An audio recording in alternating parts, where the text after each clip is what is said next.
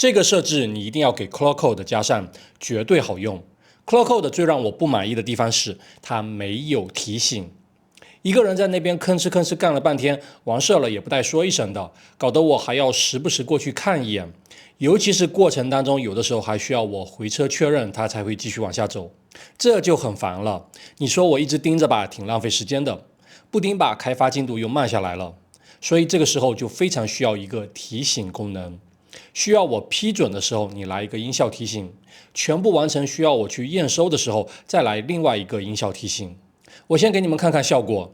当需要我批准的时候，会播放塞尔达传说的 BGM。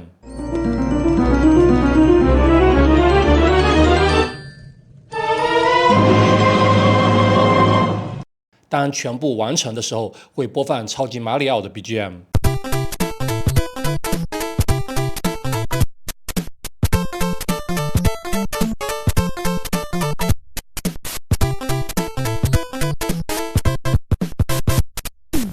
这两段 BGM 都是我从网上下载下来的 MP3 文件，保存在了本地。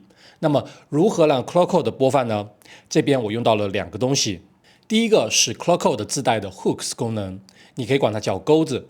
它的原理很简单啦，用户可以人为设置，当 Cloudcode 处于某种情况下的时候，自动执行某个动作。比如刚才演示的两个例子，一个是需要我确认，也就是提出了一个 notification， 询问我的 permission。这是一种情况，或者说是一个事件。那另一个就是完成了，也就是 stop， 这是另一种情况，或者说是另一个事件。我把这个钩子当作触发器，当特定事件发生的时候，就会触发 Cloudcode 自动执行一个动作。那么播放音乐这个动作要如何设定呢？这就涉及到了我刚才说的第二个东西， Mac 系统里边内置的命令行工具。 AF Play 的意思就是 Audio File Play，它的作用是从终端播放音频文件，你只需要在 AF Play 后边跟上音频文件的地址，运行命令就可以播放了。所以我在配置文件里是这么写的：当完成了，也就是使用 Stop 这个钩子，执行 AF Play 的命令，后边的地址是超级马里奥的音频文件地址。当需要我确认的时候，也就是使用 Notification 这个钩子，并且是在 Permission 的情况下执行 AF Play 的命令，后边是塞尔达传说的音频文件地址。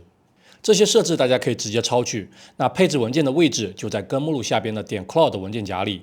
这些代码我都发在 Newtype 星球里了，大家可以自取。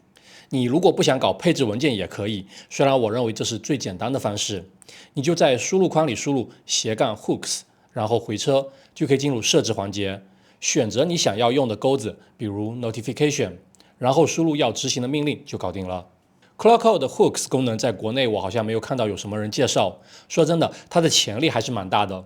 我刚才演示当中执行的命令是很简单的，如果你想要实现更牛逼的效果，完全可以让它去运行一个 Python 的脚本，通过这个脚本去连接更多的东西，比如一个工作流。那这些进阶的用法我之后研究清楚了，会陆续在社群里说。OK， 以上就是本期内容。想了解 AI， 想成为超级个体，想找到志同道合的人，就来我们 Newtype 社群。那咱们下期见。